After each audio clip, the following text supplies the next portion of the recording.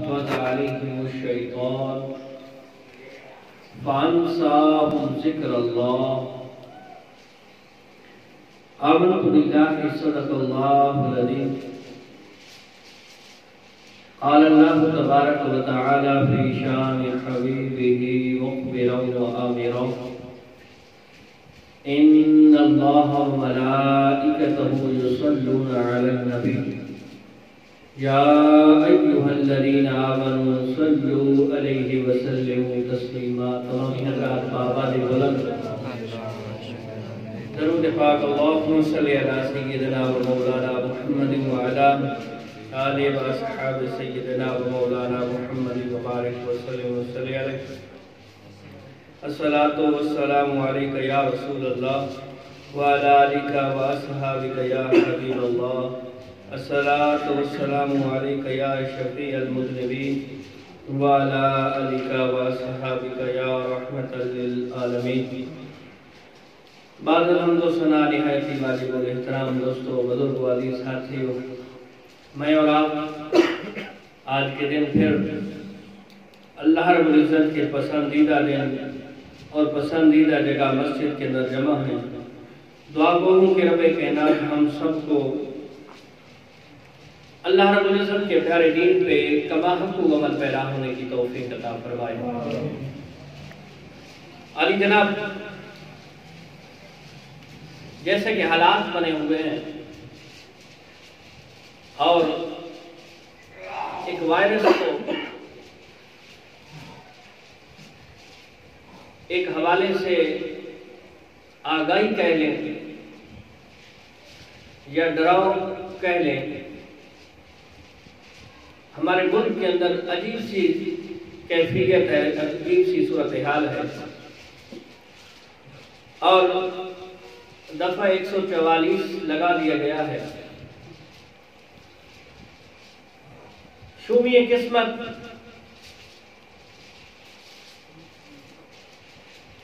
کہ مکہ مکرمہ اور مدینہ منورہ تک بند کر دیا گیا ہے مساجد مدارس اور اسکول کالج یونیورسٹیاں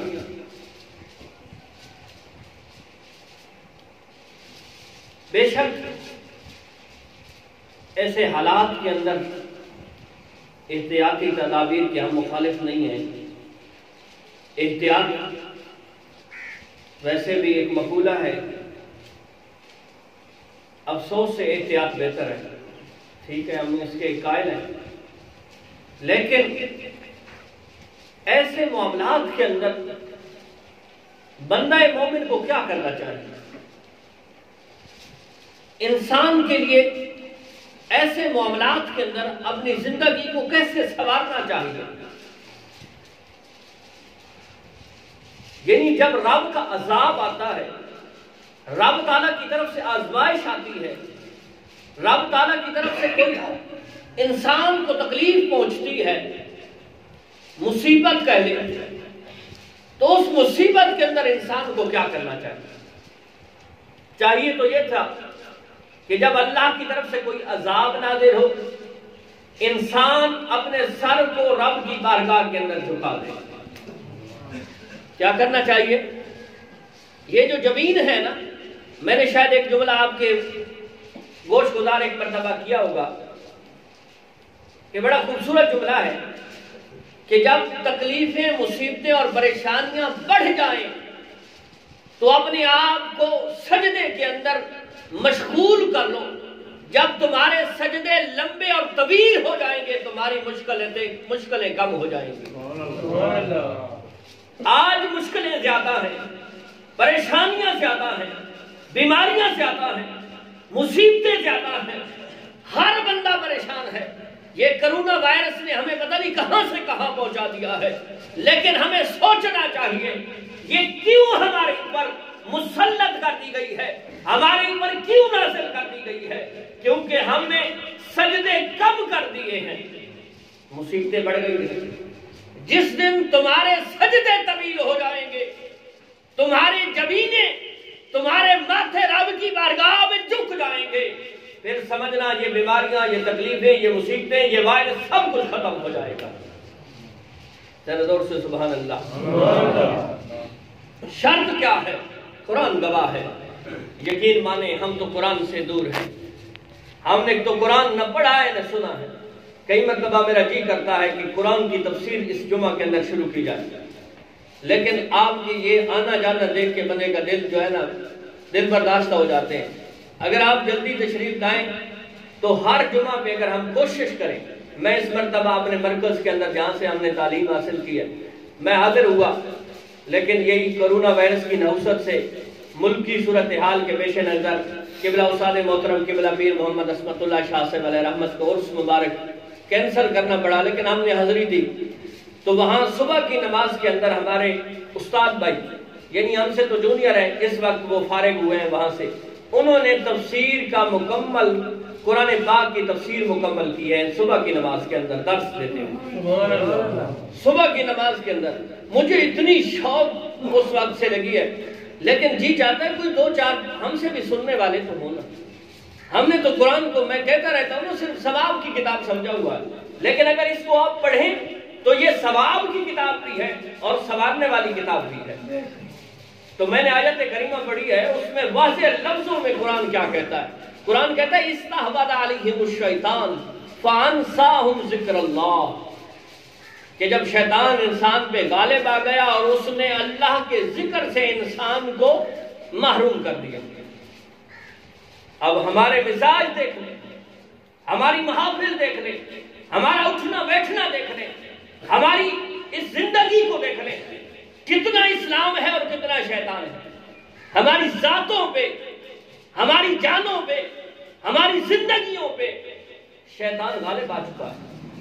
اور پھر کیا کہتے ہیں؟ جی دیکھیں زمانہ خراب ہے میرے بھائی، زمانہ خراب نہیں ہے۔ ہمارے اوپر یہ جو طرح طرح کی مشکلاتیں آ رہی ہیں، طرح طرح کی رب کی طرف سے مصیبتیں نازل ہو رہی ہیں، رب تعالیٰ کی طرف سے طرح طرح کی بیماریاں نازل ہو رہی ہیں، جنہیں ہمارے آباء و اجداد نے سنا تک نہیں تھا۔ یہ احتیاطی تدابیر انہوں نے تو کبھی نہیں کی تھی، اس کے باوجود وہ صحت مند تھے، ان کی عمریں لمبی ہوا کرتی تھی، ان کی جسمانی جو ساخت ہے وہ بڑی مضبوط ہوا کرتی تھی۔ آج ہم ہیں، اس کی مین وجہ کیا ہے کہ ہم نے اللہ کے ذکر کو چھوڑ دیا۔ کیا کیا ہے؟ اللہ کے ذکر کو چھوڑ دیا ہے۔ اور قرآن کی ایک اور جگہ پہ بڑے واضح لفظوں کے اندر قرآن کیا کہتا ہے؟ قرآن کہتا ہے یا ایھا الذین آمنوا لا تلھکم اموالکم ولا اولادکم عن ذکر اللہ، کہ اے ایمان والو، تمہارا یہ مال، تمہاری یہ اولاد تمہیں اللہ کے ذکر سے غافل نہ کر دے۔ کیا؟ اللہ کے ذکر سے غافل نہ کر دے۔ اور وَمَن يَفْعَلْ ذَلِكَ فَأُولَٰئِكَ هُمُ الْخَاسِرُونَ، بڑے خوبصورت لفظوں میں قرآن کہتا ہے کہ یہ اے ایمان والو، یہ تمہاری اولاد، ہر بندہ یہ چاہتا ہے، شادی کے بعد ہر بندہ پیر فقیر مولوی سب کے پاس جاتا ہے، جناب دعا کرو مالک اولاد دے، اور ہر بندے کی یہ کوشش کاوش ہے کہ اللہ رب العزت اسے مال دے۔ فرمائے یہ دونوں چیزیں تم مانگتے ہو، اور جب تمہیں مل جائیں تو پھر یاد رکھنا یہ دونوں چیزیں تمہیں اللہ کے ذکر سے غافل نہ کر دیں۔ مال و دولت ملے، جاگیر ملے، یہ سب کچھ ملے، پھر تم اللہ کو بھول جاؤ جس نے سب کچھ تمہیں دیا ہے، یا اولاد ملے اور پھر اولاد کے ظلم کے اندر، گمان کے اندر تم اللہ کو بھول جاؤ۔ فرمایا جو اللہ کو مال ملنے کی وجہ سے بھول جاتا ہے، یعنی ذکر اللہ نہیں کرتا، رب کا شکر ادا نہیں کرتا، بلکہ ایک جگہ پہ قرآن کے اندر ارشاد فرمایا لئن شکرتم لازیدنکم، کہ جو ہمارا شکر ادا کرتا ہے، یعنی ہم نے کوئی اسے نعمت دی ہے، اس نعمت کے بدلے کے اندر وہ شکر ادا کرتا ہے، یعنی بندہ پانی پیے اور الحمدللہ کہے، روٹی کھائے اور الحمدللہ کہے، مالک یہ تیرا احسان ہے، میری محنت میری مشقت یہ الگ چیز ہے، اگر تیرا احسان نہ ہوتا، اگر تیرے فضل نہ ہوتا تو یہ میری محنت مشقت کے بدلے میں یہ نہ ہوتا، بلکہ یہ تیرا احسان اور فضل ہے۔ یعنی لئن شکرتم لازیدنکم، کہ جب تمہیں کوئی نعمت ملے اور اس پہ تم شکر ادا کرو، جو اللہ کا دیا ہوا ہے اس پہ شکر ادا کرتا ہے، اللہ کے انعام پہ شکر ادا کرتا ہے، اللہ کی نعمتوں پہ شکر ادا کرتا ہے۔ فرمایا ہم جب ہمارا بندہ شکر گزار بن جاتا ہے، ہمارا بندہ شکر گزار بن جاتا ہے تو ہم اس کو اور زیادہ بڑھاتے جاتے ہیں، اور زیادہ بڑھاتے جاتے ہیں۔ اب یہاں پہ ایک سوال ذہن کے اندر آتا ہے کہ جناب بہت سے نیک لوگ ہم نے دیکھے ہیں لیکن غربت کے اندر دیکھے ہیں، تو اس کا معنی کیا ہے؟ کیا وہ نعمت پہ شکر ادا نہیں کرتے؟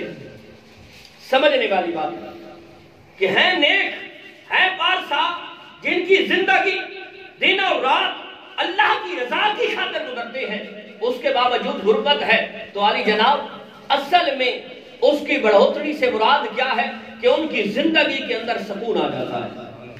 ذرا زور سے سبحان اللہ۔ جب بھی تم ان سے پوچھو گے جناب کیسے دن گزر رہے ہیں، چاہے جس طرح بھی گزر رہے ہو، لیکن ان کی زبان پہ کیا ہوتا ہے؟ الحمدللہ، مالک کا بڑا شکر ہے، مالک کا بڑا احسان ہے، بڑے اچھے دن گزر رہے ہیں، چاہے دن رات فاقہ کشی میں بھی کیوں نہ گزرے۔ یاد رکھو یہ فاقہ کشی بھی ہر ایک کو نہیں ملتی، جو رب کے قریب ہوتا جاتا ہے اس کے لیے کچھ مشکلات تو ہوتی ہیں۔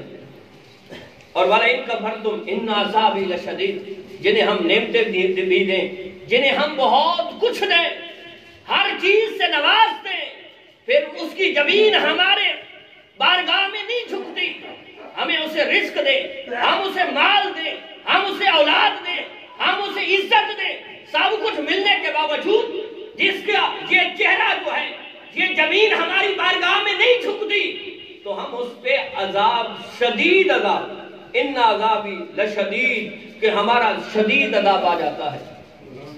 آج دیکھو کس عذاب کے اندر ہم مبتلا ہیں۔ ہم نے ذکر اللہ کو بھلایا ہے، ہم نے اللہ کو ذکر کو بھلایا ہے۔ رب نے ہم سے، وہ کسی صاحب نے بڑا خوبصورت جملہ کہا تھا کہ جب رب تعالیٰ کسی سے ناراض ہوتا ہے، رب تعالیٰ کسی سے ناراض ہوتا ہے تو اس سے رزق نہیں اس کا ختم کر دیتا، یا اس سے مال نہیں ختم کر دیتا، بلکہ اس سے یہ جو سجدہ کرنے کی توفیق ہوتی ہے اس کو چھین دیتا ہے۔ آج دیکھو اللہ معاف فرمائے، ہمارے ملک کہتے ہیں کہ جماعت کے ساتھ نماز نہ پڑھو، یہ وائرس پھیل جائے گا۔ احتیاطی تدابیر کے میں مخالف نہیں ہوں، کوئی یہ کہے کہ میں کوئی احتیاطی تدابیر کا مخالف ہوں، احتیاط ضرور کریں، لیکن جو ذکر اللہ سے ہمیں روکتا ہے، اللہ کے ذکر سے، حالانکہ عذاب کے وقت تو ہمارے لیے لازم تھا ہم توبہ طائب ہوتے، رب کی بارگاہ میں آنسو بہاتے، مالک ہم گناہگار ہیں، مالک ہم سہکار ہیں، مالک ہم خطا کار ہیں، ہم تیرے ذکر کو بھول بیٹھے ہیں، مالک جو ہمارے لازم تھا ہمارے اوپر ہم اس کو بھول بیٹھے ہیں۔ تو رحمان ہے، تو رحیم ہے، تو قادر ہے، تو کریم ہے، بے شک ہم گناہگار ضرور ہیں، لیکن تیری رحمت بہت زیادہ وسیع ہے، تیری رحمت بہت زیادہ وسیع ہے۔ وہ ایک صاحب نے کسی سے کہا تھا کہ میں بڑا گناہگار ہوں، اس نے کہا کتنا گناہگار ہے؟ اس نے کہا سمندر کے اوپر جو جھاگ ہے اس جھاگ کے ذرات سے بھی زیادہ میں گناہگار ہوں۔ اس نے کہا کیا رب کی رحمت سے بھی زیادہ گناہگار ہو؟ اس نے کہا نہیں، رب کی رحمت بہت زیادہ وسیع ہے۔ مالک کریم ذات ہے، کوئی اس کی بارگاہ میں جھکے تو صحیح نا، کوئی اپنے گناہوں کو معافی تو مانگے نا۔ ہم تو صرف دنیا پہ تکیہ کر بیٹھے ہیں، ہم تو ترقی یافتہ ممالک کی طرف دیکھ رہے ہیں کہ وہ ہمیں ڈالر دیں گے، وہ ہمیں پیسہ دیں گے، ہم علاج کریں گے۔ حالانکہ یہ جو ہمارے اوپر نئی مردود ہمارے اوپر آئے بیٹھے ہیں، یہ ہمارے اوپر کوئی خرچہ کرنے والے نہیں ہیں، جتنا ملے گا یہ اپنے جیبوں میں ڈالنے والے ہیں۔ اے میرے بھائی، اگر اس بیماری سے بچنا چاہتے ہو، اگر اس وائرس سے بچنا چاہتے ہو، تو اس سے یہ نہیں ہے کہ تم گھروں کے اندر بیٹھ جاؤ، اس سے یہ ہے کہ رب کی بارگاہ میں اپنی زمینوں کو جھکا دو۔ جس دن تم، اور یہ صرف اس وائرس کے لیے نہیں ہے بلکہ جتنی بھی بیماریاں ہیں، جیسی بھی بیماری ہے، جب تم تعلق رب سے جوڑ لو گے، جب تمہارا رشتہ رب تعالیٰ کی بارگاہ سے مل جائے گا، پھر جیسی بیماری کیوں نہ ہو، جیسی مصیبت کیوں نہ ہو، جیسی پریشانی اور تکلیف کیوں نہ ہو، اگر تمہارا تعلق رب سے ہے تو یہ تکلیف، یہ پریشانی، یہ مصیبت تمہارا دل کا چین، ذہن کا سکون کبھی ختم نہیں کر سکتی۔ سبحان اللہ، ذرا دور سے سبحان اللہ۔ میری باتوں کی سمجھ تو آ رہی ہے نا؟ فرمایا یا ایھا الذین آمنوا لا تلھکم اموالکم ولا اولادکم عن ذکر اللہ، او اے ایمان والو، تمہیں یہ تمہاری اولاد، یہ تمہارا مال اللہ کے ذکر سے غافل نہ کرے۔ اور پھر اگر جس کو ہم نے مال دیا، جس کو ہم نے اولاد دی، اور اس اولاد کی وجہ سے، اس مال کے زام کی وجہ سے جن کو کچھ چند ٹکے مل جاتے ہیں، وہ کہتے ہیں یہ نمازیں پڑھنا کسی غریب کا کام ہے، مساجد میں جانا کسی غریب کا کام ہے۔ ہم تو پہنچے ہوئے ہیں، دیکھیں ہمارے پاس پیسے کی ریل ویل ہے، ہمارے پاس گاڑیاں ہیں، ہمارے پاس یہ بنگلے ہیں۔ ارے جب سکندر ذوالقرنین اس دنیا سے گیا تھا تو کیا اس نے کہا تھا میرے دونوں ہاتھ کفن سے باہر رکھنا؟ کیوں باہر رکھنا؟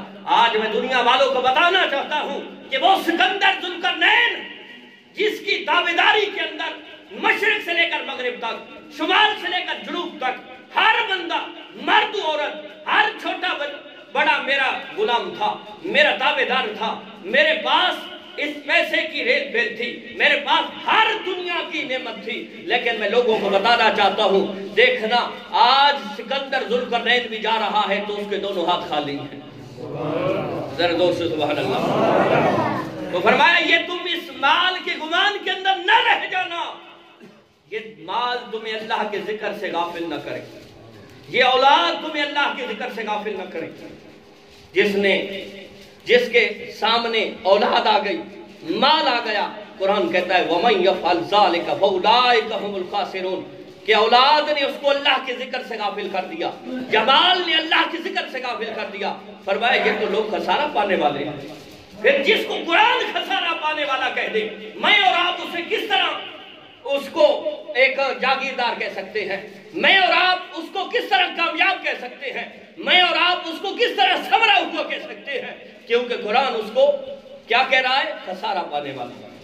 اور آگے خوبصورت لفظ ہیں، میں صرف ایک گزارش کر کے عرض کر اپنی گفتگو کو سمیٹتا ہوں۔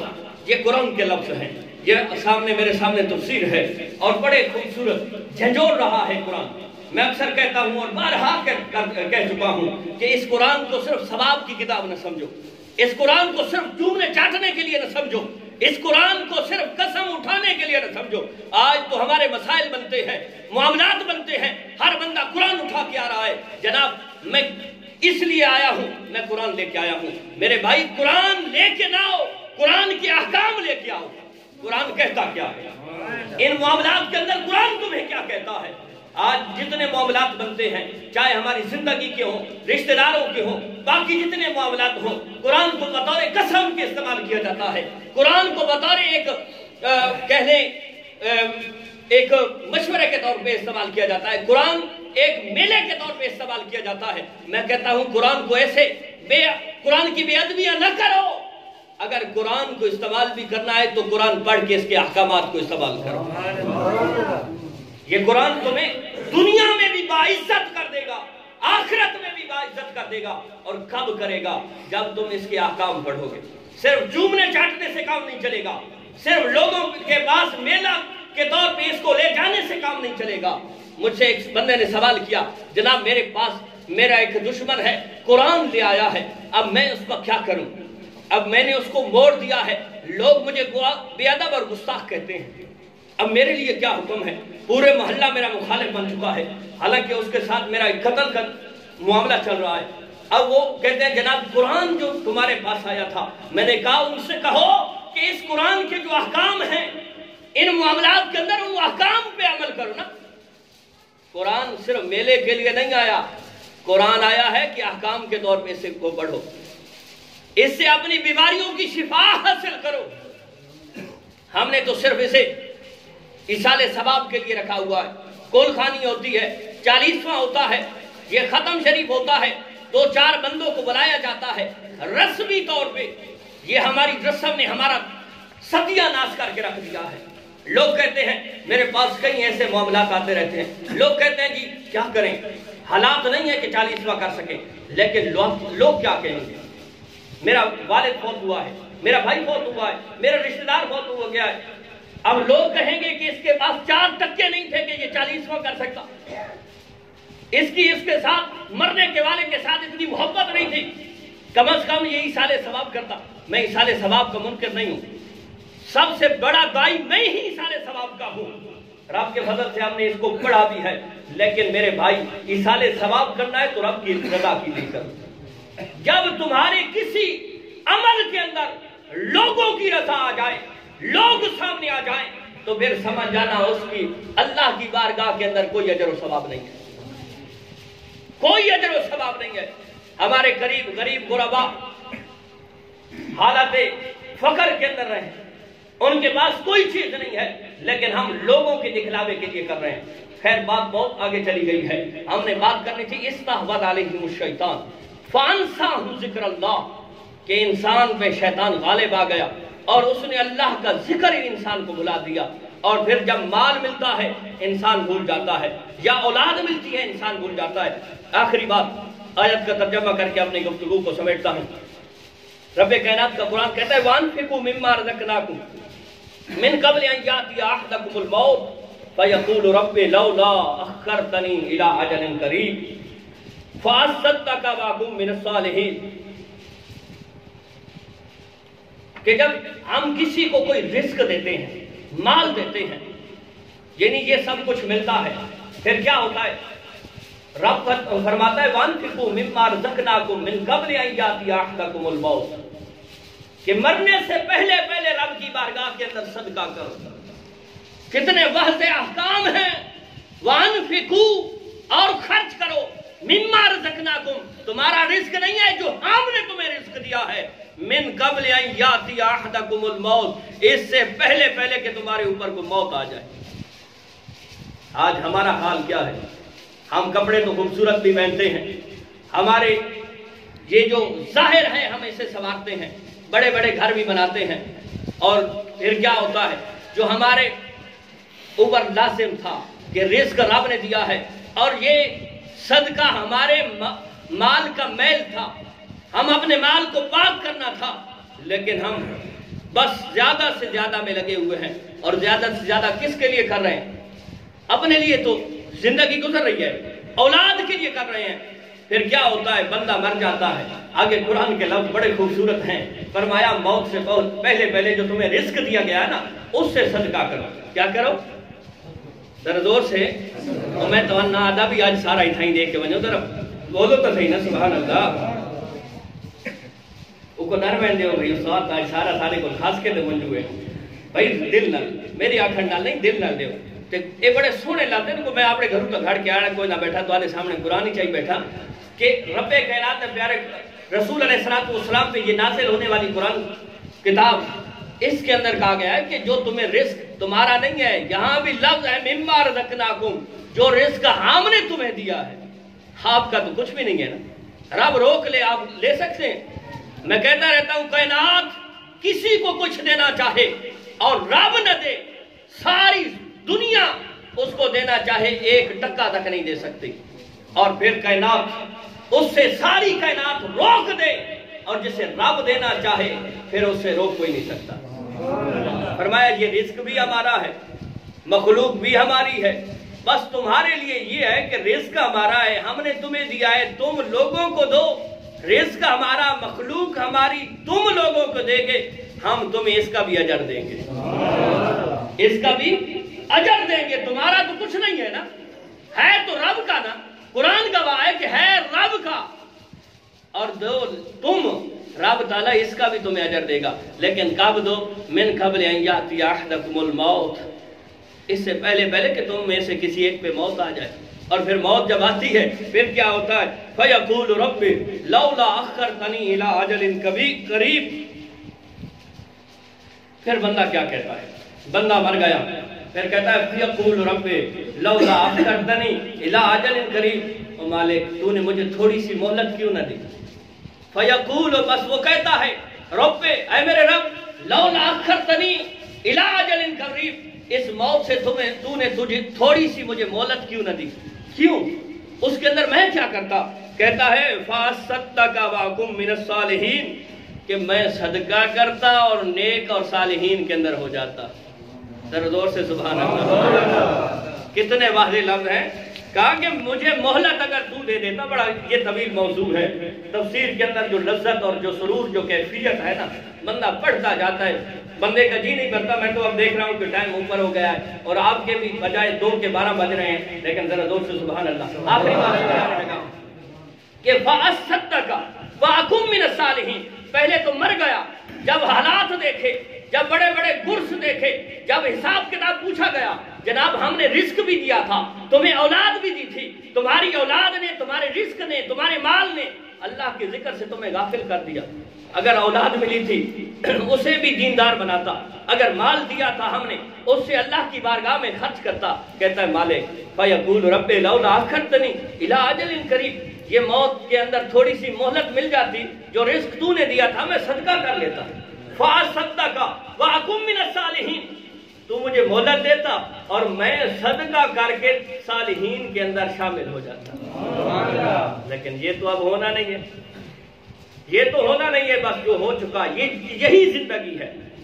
تو آج ہم تو کرونا وائرس سے تو ڈر رہے ہیں، لیکن اس گریبان کے اندر جھانکے یہ مصیبت ہمارے اوپر نازل کیوں ہوئی ہے، ہم سے غلطیاں کون سی ہوئی ہیں؟ اس گریبان کے اندر تو ہم جھانکتے نہیں ہیں، کہتے ہیں ہاتھ نہ ملاؤ وائرس پھیل جائے گا، اکٹھے نہ بیٹھو وائرس پھیل جائے گا، یہ شادی بیاہ سب کچھ موقوف کر دو وائرس پھیل جائے گا۔ میں نے کہا بس صدق کے دل کے ساتھ توبہ طائب ہو جاؤ، اللہ کی بارگاہ کے اندر یہ جبین جھکا دو، وائرس سب کچھ ختم ہو جائے گا۔ جس دن تم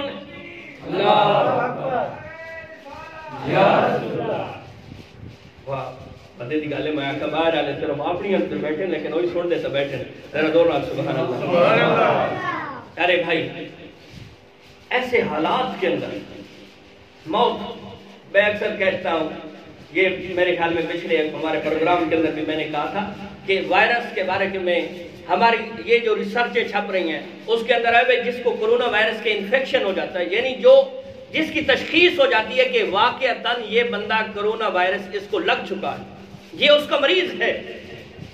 آگے لکھا ہے کہ جناب جس کی یہ تشخیص ہو جائے کہ یہ وائرس کا مریض ہے، 3% چانس ہے کہ وہ مر جائے گا، 97 یعنی 97% چانس ہے کہ وہ بچ جائے گا۔ اب دیکھو جس سے 3% تمہیں مرنے کے چانس ہیں اور گھروں میں اندر ڈرے بیٹھے ہو وائرس آ جائے گا اور مر جائیں گے، اور کسی نے اپنی موت لکھوائی ہوئی ہے۔ کوئی کہہ سکتا ہے کہ جناب میں اتنے عرصے تک 100% میں نہیں مروں گا، 100% چانس ہے نا بھائی، ہو سکتا ہے میں ابھی اسی کرسی سے نہ اتروں پہلے موت آ جائے، کسی کو نہیں پتا۔ تو پھر وائرس سے اتنے ڈر کے گھروں کے اندر بیٹھتے ہو، موت سے ڈر کے مسجدوں کے اندر کیوں نہیں آتے؟ موت سے ڈر کے اپنے گناہوں کی معافی کیوں نہیں مانگتے؟ موت سے ڈر کے اپنے اعمال کو کیوں نہیں سنبھالتے؟ موت تو آنی ہے نا، آج نہیں تو کل نہیں تو پرسوں، آخر موت تو آنی ہے۔ کسی کو بچپن کے اندر، کسی کو جوانی کے اندر، کسی کو بڑھاپے کے اندر، کسی کو محتاج کر کے، ارے موت تو پھر بھی آنی ہے۔ اگر اسی موت سے ڈرنا ہے، حضرت خالد بن ولید فرمایا کرتے تھے، وہ کون خالد بن ولید؟ جنہوں نے مسلمانوں کی طرف سے 100 جنگیں لڑی ہیں اور جسم کا کوئی حصہ ایسا نہیں تھا جہاں تلوار، نیزہ یا بھالے کا کوئی نشان تک نہ ہو، لیکن موت کیسے آئی؟ بستر پہ عام طبی موت آئی۔ آپ فرمایا کرتے تھے جس موت کو میں نے تلواروں کے سائے کے اندر تلاش کیا ہے وہ موت مجھے بستر پہ آ رہی ہے، اور سب سے بڑی محافظ تمہاری، یہ تمہاری وائرس کے اندر تدابیریں نہیں ہیں، گھروں کے اندر بیٹھ جانا نہیں ہے، یہ تمہارے انجیکشن نہیں ہے، سب سے بڑی تمہاری حفاظت کرنے والی موت ہے۔ دردوں سے کتنے لوگ ہیں جن کا ہم آخری مرتبہ پوچھنا عیادت بھی کر چکے ہیں، اپنے دوست احباب رشتہ داروں سے کہہ چکے ہیں جناب آخری ملاقات کر لو، جس حالت میں ہے اب اس کا بچنا مشکل ہو چکا ہے، آخری ملاقات کر آئے، بس سرہانے بیٹھے ہیں، آج مر جائے گا، کل مر جائے گا، لیکن موت حفاظت کرنے والی ہے، وہی بندہ ہمارے سامنے پھر چلتا پھرتا نظر آتا ہے، کیونکہ یہی موت حفاظت کرنے والی ہے۔ یہ جو اس کا وقت مقرر ہے، اس سے ایک دن تو دور کی بات ہے، 1 گھنٹہ بھی دور کی بات ہے، 1 منٹ بھی دور کی بات ہے، 1 لمحہ بھی نہ آگے ہو سکتی ہے نہ پیچھے ہو سکتی ہے۔ تو پھر آج کے دن ہم نے اس کا لبے لباب، میں وقت زیادہ لے گیا ہوں، لیکن یہ میری مجبوری ہے، یہ میرا حق ہے کہ جو دین میں نے پڑھا ہے میرے اوپر لازم ہے کہ اس دین کو آپ کے سامنے پیش کروں۔ ان حالات کے اندر، حالانکہ میرا موضوع، میں صبح سے موضوع کی جو تیاری کر رہا تھا وہ معراج کے حوالے سے، لیکن آج جب میں آنے لگا رب کے فضل سے، یہ تفسیر میں نے اٹھائی تو یہ آیت میرے سامنے آ گئی، اور یہ رب کا فضل ہے کہ جتنی گفتگو ہوئی ہے یہ مالک کا احسان ہوا ہے، ورنہ میں تو تیاری معراج کے حوالے سے کر کے آیا تھا۔ خیر، رب تعالیٰ ہمیں عمل کی توفیق عطا فرمائے، لیکن آخری لبے لباب یہی ہے گفتگو کا کہ میرے بھائیوں، جتنے بھی معاملات بنتے ہیں، جب تمہارے اوپر مصیبتیں طویل ہو جائیں تو پھر سجدہ کرنے لگ جاؤ، اپنے گناہوں کی معافی مانگنا شروع کر دو۔ جب رب راضی ہو جائے گا، چاہے مصیبت، پریشانی اور تکلیف ہی کیوں نہ ہو، دل کا سکون برقرار رہے گا، ذہن کا سکون برقرار رہے گا، گھروں کے اندر امن، محبت، پیار کا گہوارے گھر بن جائیں گے۔ لیکن اگر یہ رب کا فضل اور رب کا احسان نہ ہوا، تمہارے پاس مال ہو، اولاد ہو، سب کچھ ہو، پھر سکون نہیں ملے گا۔ اللہ رب العزت ہم سب کو عمل کرنے کی توفیق عطا فرمائے۔ وآخر دعوانا الحمدللہ رب العالمین۔